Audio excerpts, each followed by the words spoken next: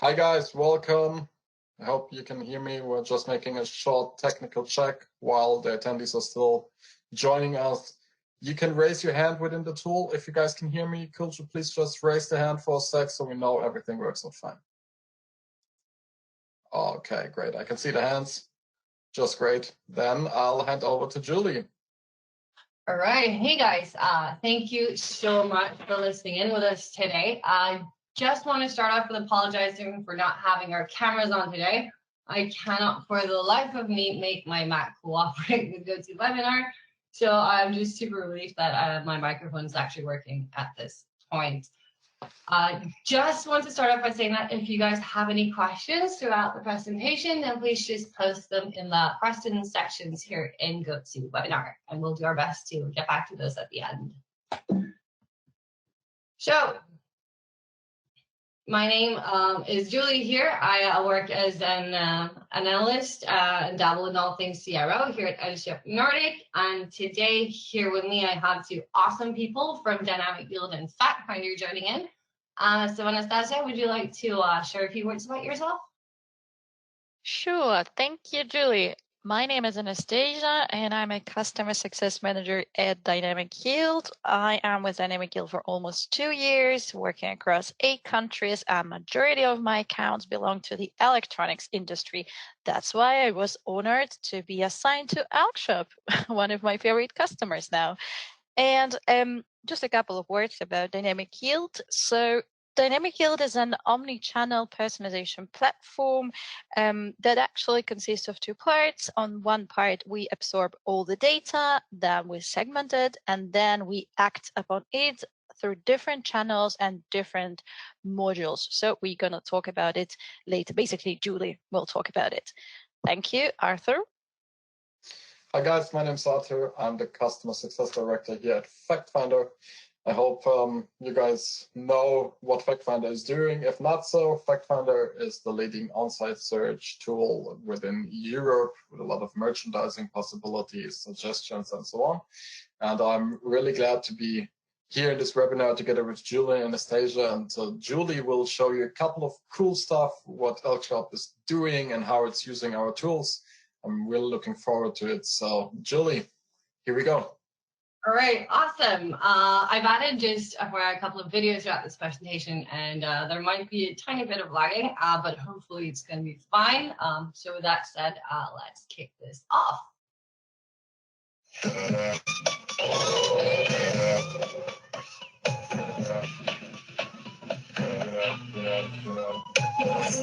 Caminé, me subí, me fui contra la corriente y también me perdí, fracasé, me encontré, lo viví y aprendí cuando pasé me cantó de los profundos el beat, sí, no te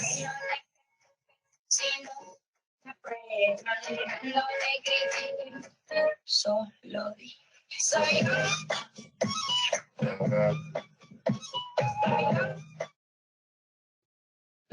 All right, hopefully that wasn't too bad. For those of you listening in who don't really know who Elkjøp is, we are the market leader within consumer electronics here in the Nordics. We do both online e-commerce, obviously, that's why we're here today, but we also have more than 400 brick and mortar stores across the Nordics, mainly Norway, Sweden, Finland, and Denmark. So this is kind of where we are at the moment. We're sort of killing it, leading the race and so on. But we do all remember previous giants such as Nokia and other companies. And we truly believe that in order to stay on top, even in the future, then we have to be able to reinvent ourselves. So based on this general insight, we decided to set up a huge project a while back ago, looking at how we could optimize our user journey going forwards and really try to find out what exactly it is that our customers want and expect for us in the future.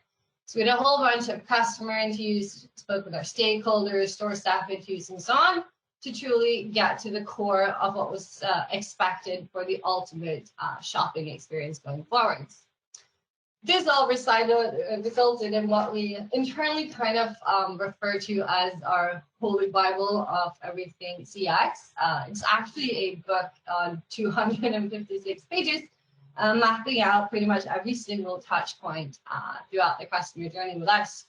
Obviously, there's no time to go through all of that today, but we can kind of very briefly summarize the main findings in something quite obvious, saying that we have to move from a product-centric approach to being more consumer-centric.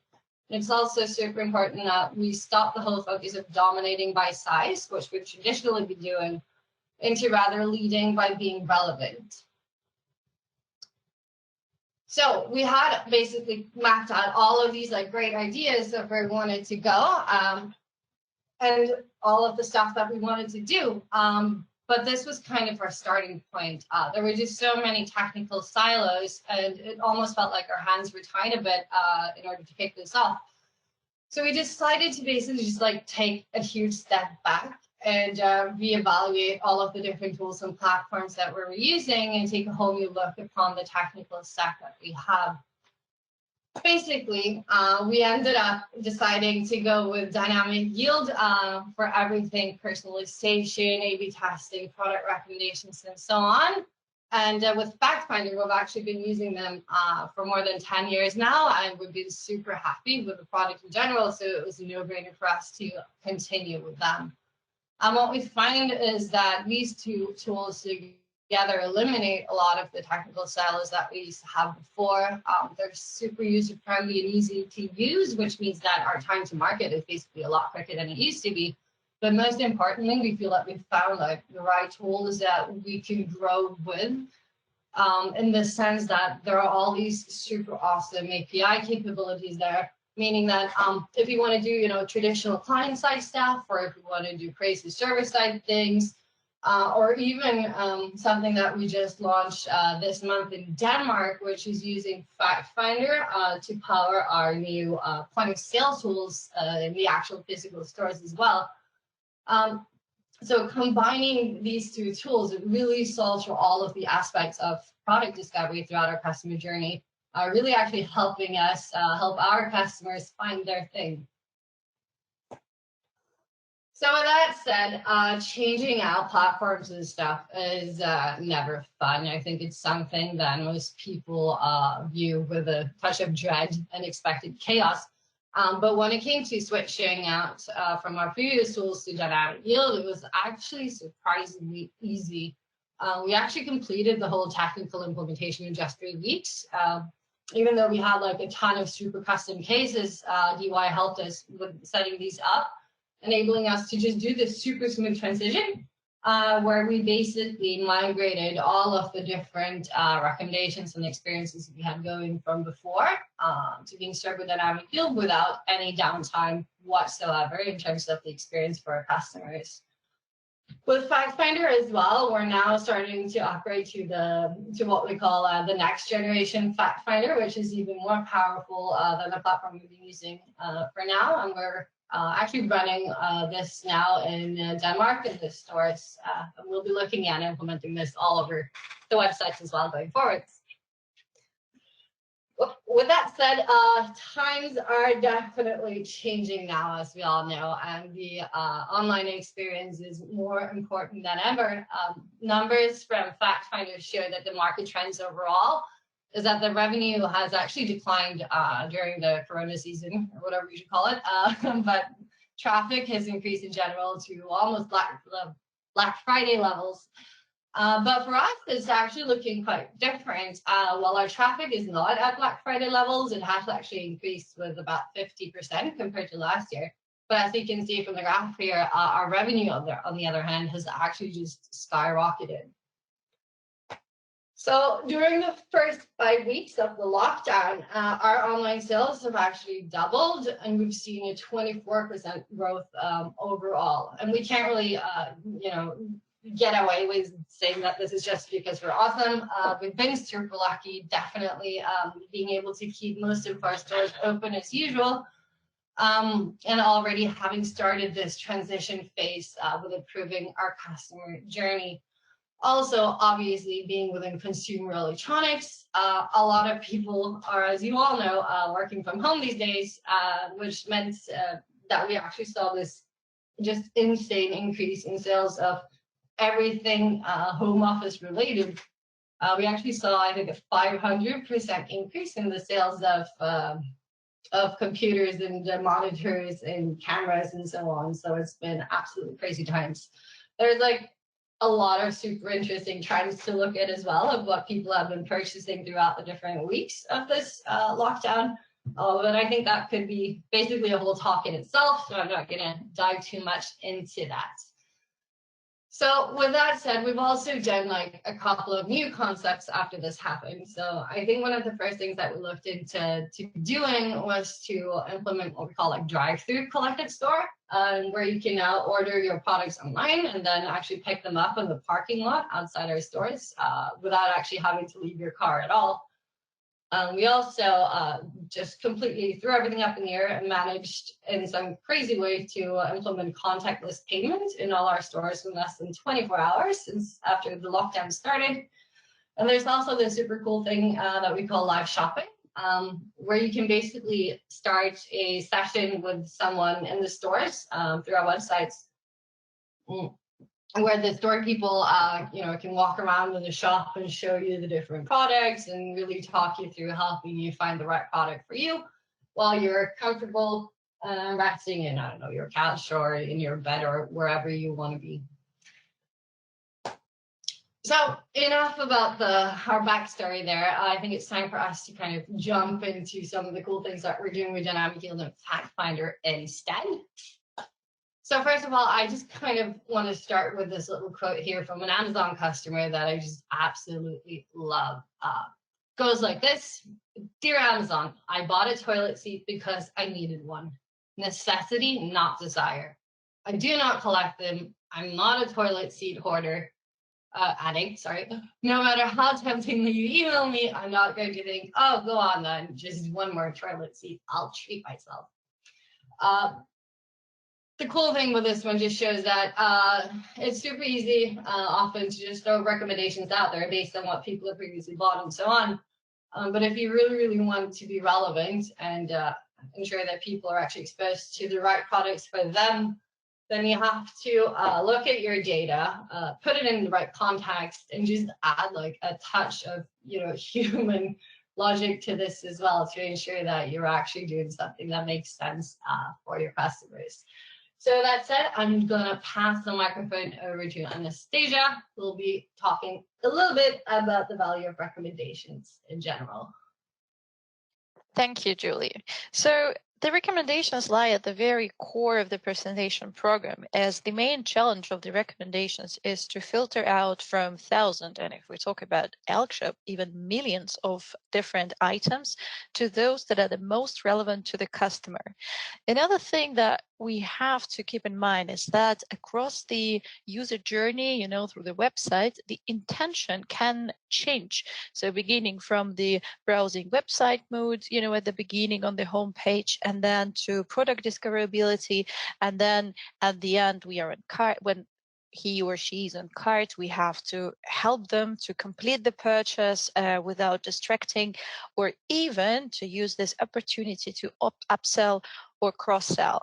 So talking about the recommendations for Elkjøp is using them on every stage of the website, including the user profile, the user account, I think it's called. And we're seeing that with the bunch of the algorithm that Dynamic Yield has for different intentions or different segments, we can provide the customer with the most relevant and the most interesting content or products. So then he can complete his user journey on the website successfully.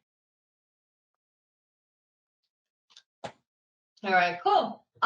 So just a few numbers here basically about how we're doing the recommendations and the importance of them. So what we're seeing today is that the recommendations across our website actually generate more than 12% of our online revenue.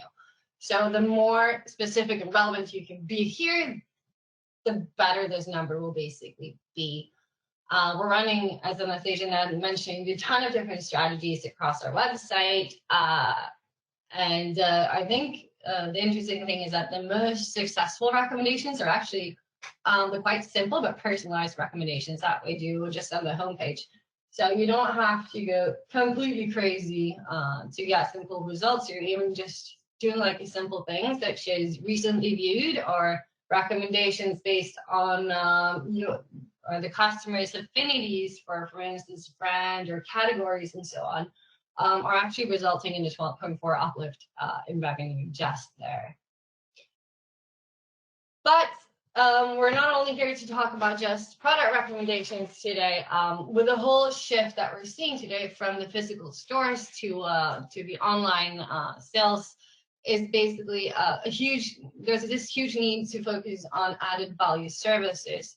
So when you're in the store, when you're, for instance, buying a new phone or so on, you'll always have a salesperson there, reminding you why you're getting a new phone. Like typically you will have smashed your phone to pieces, or as I myself did last year, I actually dropped it in a festival toilet. Needless to say, I left it there and got a new one. But what we're seeing is that the attachment rate for instance, insurances online is way, way lower than what it is in the stores. And our hypothesis here would basically just that the way that we presented this online was, well, needless to say, just terrible. So this is what it used to look like on our website. So you can see sort of, well, this is always in Swedish, so apologies for whoever out there does not understand Swedish. But basically, when you add your product to the cart, you'll see the product that you've added here, so the Samsung phone, and your focus is kind of drawn towards that, and the green go to the checkout button on the side. Whereas all of that ugly tech stuff underneath with this super terms and conditions feel, honestly, I wouldn't pay that any attention at all. So we set out to try to sort of more mimic the interaction that you'd have in the store with a salesperson, and came out with this beautiful pop-up here, where you're sort of reminded, that, hey, if anything happens, we got your back and so on. And we're making the user actually make an active choice whether they want to add this insurance or not. And as much as I personally absolutely hate, loathe, and detest pop-ups, they work. So we actually saw a 362% increase in the amount of insurances we sold online when doing this, which is just ridiculous in my opinion. Simply by changing the styling they're using UI, huge uplift. But I like to think that I'm not the only one out there who hates pop-ups. So the cool thing with UI is that we can sort of experiment with the thresholds to see who this should be shown to and not. For users such as myself, if I get exposed to pop-ups every time I add something to the basket, I will get fed up and I will leave and I will buy my stuff elsewhere.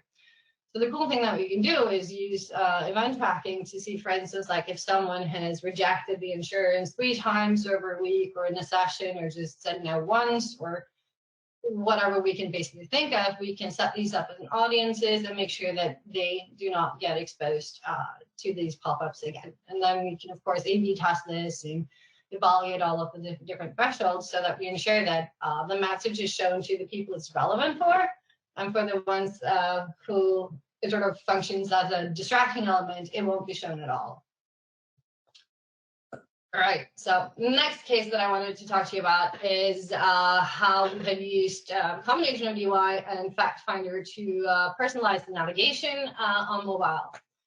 So as you can see here in the recording that's hopefully playing for you guys, the menu structure that we have is absolutely just not optimized for mobile. It's this huge, long text list.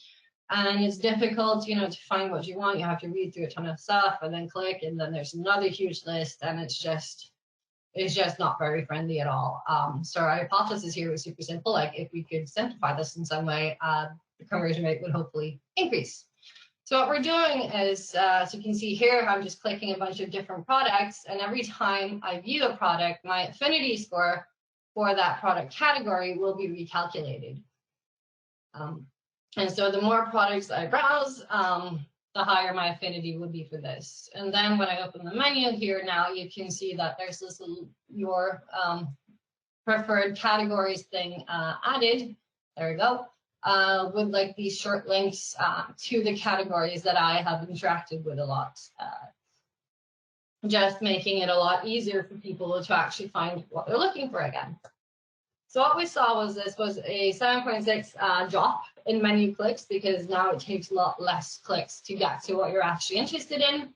which resulted in a 4.4 increase in the actual conversion rate for mobile, which is a pretty killer result, especially now that, you know, so many people are browsing on mobiles and it's taking up a larger and larger share compared to desktop.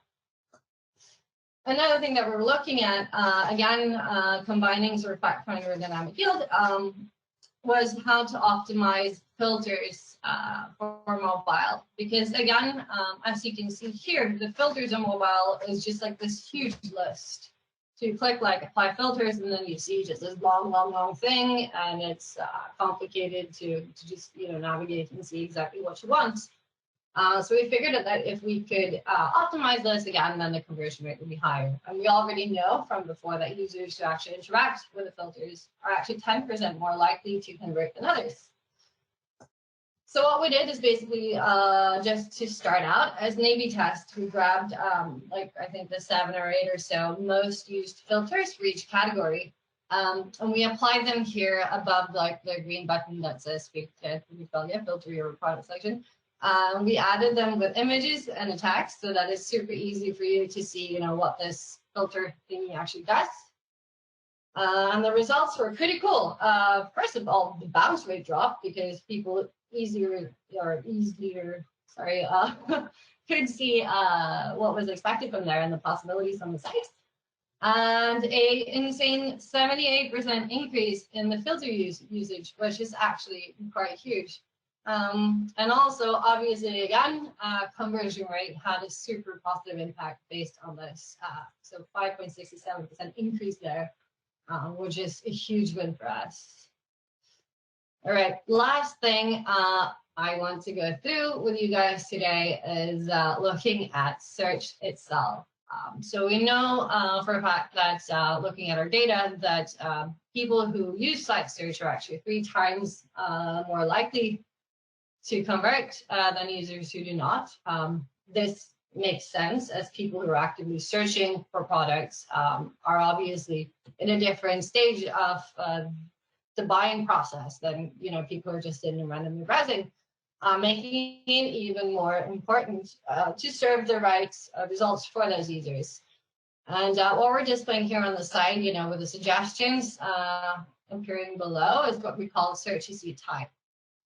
And search as you type, you're also able to optimize the same way as we do with the search result listings, which I'll get back to in a second.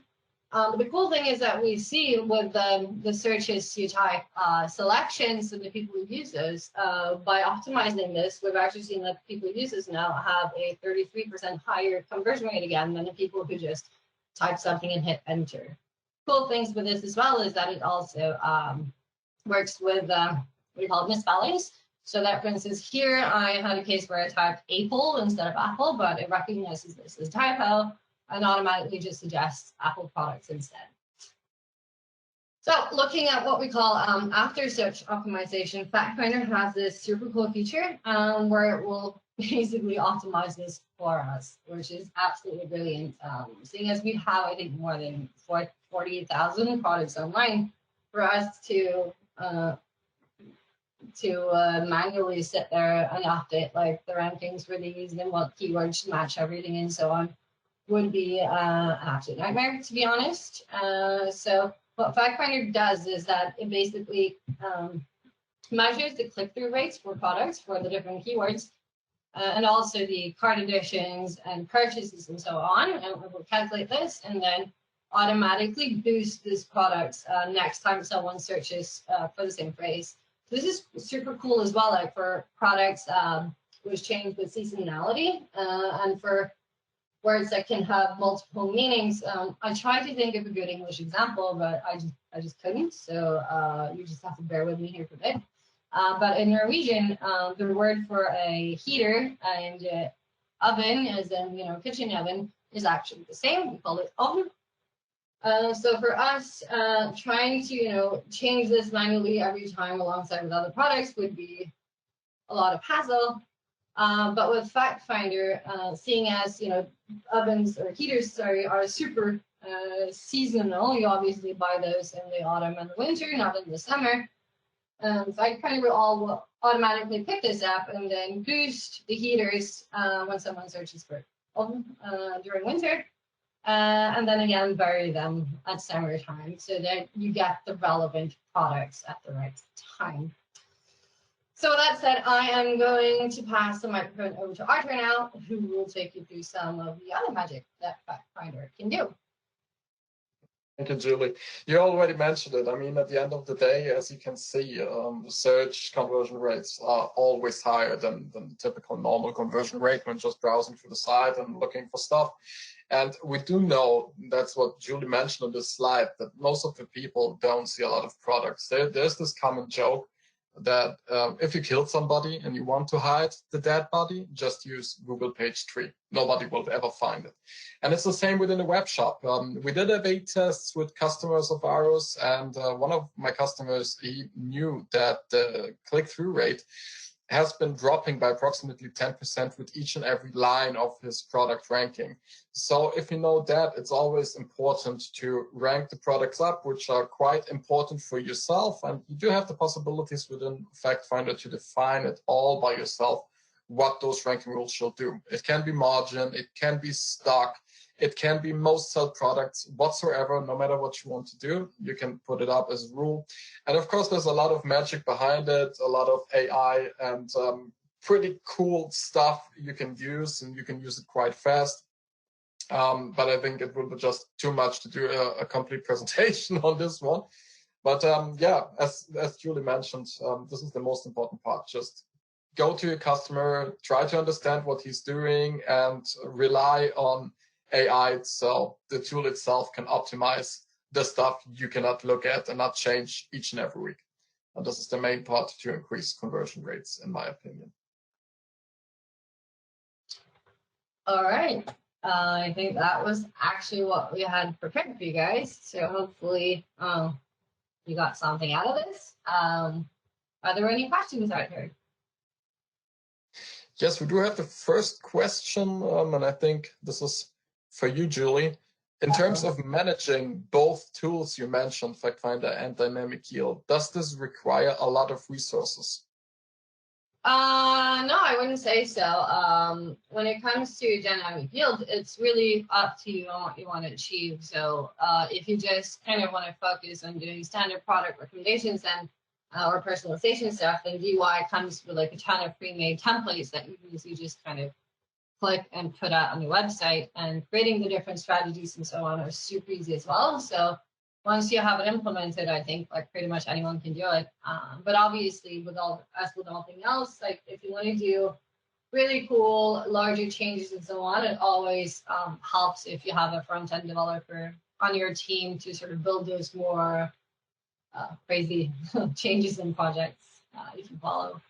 With Factfinder as well, I think it does a lot of the magic by itself. So it's always like it's not complicated, I would say. It's really intuitive to use. Okay, second question as well to you, Julie. How are Dynamic Yield and Factfinder in case of personalization connected?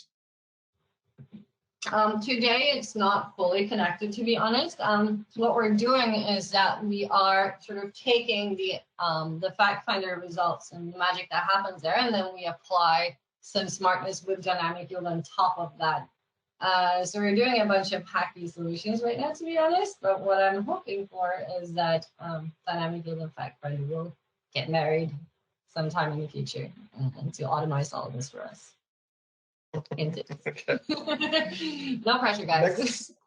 Next question is for Anastasiia. What about the personalization across consumer touchpoints within Dynamic Yield?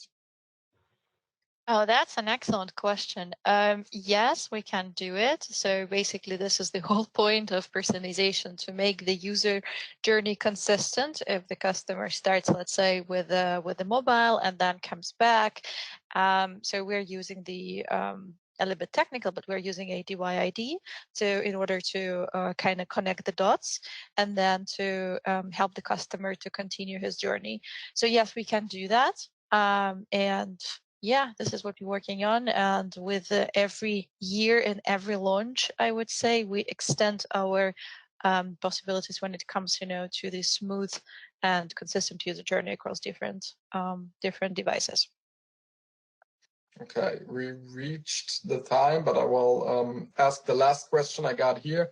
I think this one is for both of us, Anastasiia. How long does it take to implement both tools? Maybe you can start with DY. Yeah, sure. So let's say it's like it's case to case. We've seen the cases when people completed the integration, the onboarding in 2 days. That was extreme okay. In general, we are aiming to like 3-4 weeks. It can be up to like 6-7 weeks, but again, it also depends on the external modules and the whole system that the website is based on. But I would say around 30-40 days is the average one for us. What about you, Arthur? I'm totally with you. It always depends, of course, on the project itself, the technology, how you want to implement it, the data, the amount of products, and so on and so on.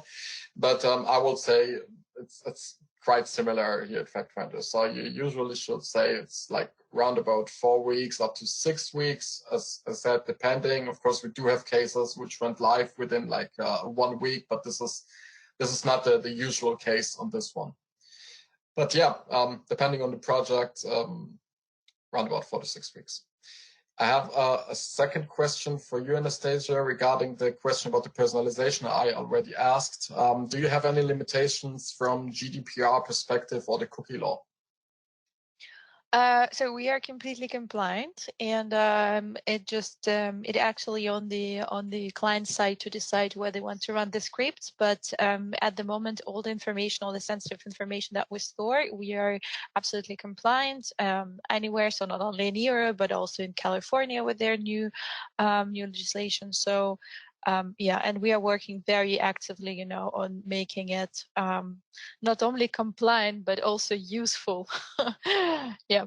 So here we are, I would say, on the edge. Everything is fine. Cool. Okay. We reached the time, so we will stop now. If you guys have any further questions, just write them through. We will answer them afterwards. I would really like to say a huge thank you to Julie and Anastasiia. I think it was very interesting, Julie, all your insights, quite a cool project. I'm really glad we could do this today. Thanks a lot, ladies and gents. Thanks a lot for the visitors. And yeah, from my side, have a nice day. Yeah, thank you guys for listening. I hope you enjoyed it and have a great day.